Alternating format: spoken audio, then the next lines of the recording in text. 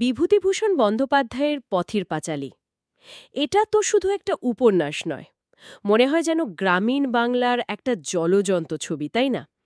আজ আমরা এই এই কালজয়ী সৃষ্টিটা নিয়ে একটু স্বনির্ভ আলোচনা করব, মানে এর গভীরে ডুব দেব।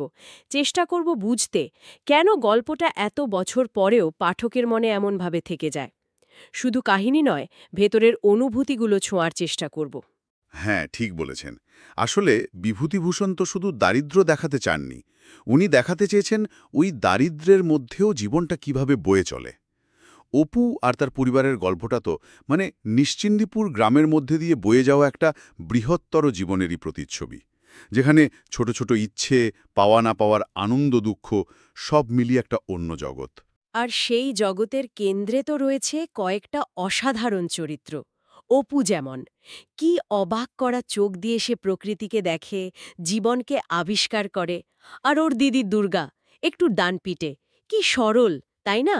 ওর ছোট ছোট চাওয়াগুলো যেন গ্রামের সারল্যকেই তুলে ধরে। আমার না অপু আর দুর্গার সম্পর্কটা দারুণ লাগে।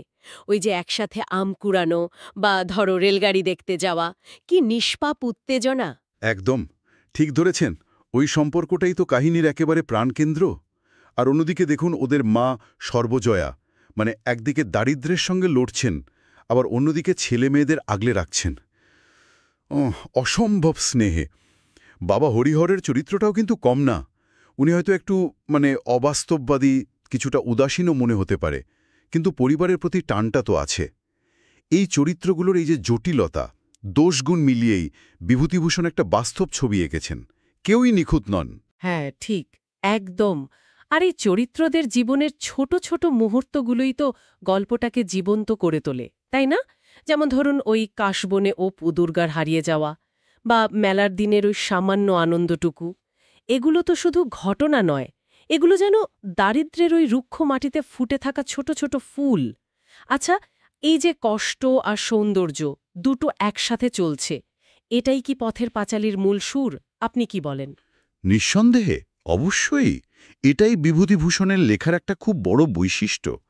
উনি দেখিয়েছেন যে চরম অভাবের মধ্যেও বাঁচার একটা ইচ্ছে থাকে। মানুষ প্রকৃতির কাছে গিয়ে সান্ত্বনা খোঁজে। ওই যে বৃষ্টির দিনের দৃশ্যটা মনে করুন, অপু আর দুর্গা একসাথে ভিজে বাড়ি ফিরছে। একদিকে হয়তো ঘরে খাবার নেই, দারিদ্র্য, কিন্তু সেই মুহূর্তের আনন্দটুকুও তো সত্যি। এখানেই জীবনের গভীরতা উনি খুব সহজ করে দেখিয়েছেন।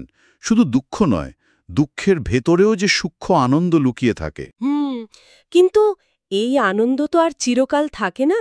গল্পটা তো মোড় নেয় দুর্গার হঠাৎ চলে যাওয়ায়।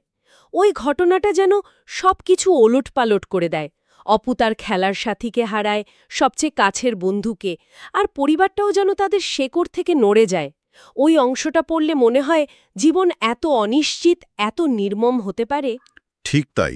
দুর্গার মৃত্যুটা আসলে শুধু একটা চরিত্রের শেষ নয়, এটা যেন ওই গ্রামীণ জীবনের সরল অধ্যায়টারও একটা সমাপ্তি।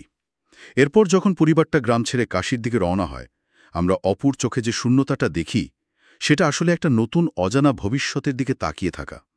এটা স্পষ্ট যে এই চলে যাওয়াটা শুধু এক জায়গা থেকে আরেক জায়গায় যাওয়া নয়, এটা হলো শেকড় ছিঁড়ে যাওয়ার যন্ত্রণা। এখানেই গল্পটা একটা ব্যক্তিজীবনের সেনা ছাড়িয়ে যায়, হয়ে ওঠে এক সার্বজনীন বেদনার কথা। ক্ষতি, পরিবর্তন আর স্মৃতিকে বয়ে নিয়ে এগিয়ে চলার গল্প। তাহলে মোটের ওপর বলা যায়, পথের পাঁচালী আসলে শুধু অপু বা দুর্গার গল্প নয়। এটা জীবনেরই গল্প, যেখানে কষ্ট আছে, অভাব আছে, মৃত্যু আছে, কিন্তু তার পাশেই আছে স্বপ্ন, ভালোবাসা আর প্রকৃতির অপার সৌন্দর্য। বিভূতিভূষণ বোধহয় এটাই বলতে চেয়েছেন, জীবন যেমনই হোক, ভালো মন্দ মিলিয়েই আমাদের এগিয়ে যেতে হয়। একেবারে ঠিক বলেছেন। আর এই আলোচনার শেষে শ্রোতাদের জন্য একটা ভাবনা রেখে যেতে চাই। যখন আমরা নিজেদের শিকড়, খুব সাধারণ আনন্দ, আবার জীবনের অবশ্যম্ভাবী দুঃখ নিয়ে লেখা এমন গভীর সৃষ্টি নিয়ে ভাবি বা পড়ি, তখন সেটা কি আমাদের নিজেদের জীবনের দিকে একটু অন্যভাবে তাকাতে সাহায্য করে? জীবনের ছোট ছোট মুহূর্তগুলোকে নতুন করে চিনতে শেখায়? এই প্রশ্নটা না হয় আমাদের সঙ্গেই থাকুক।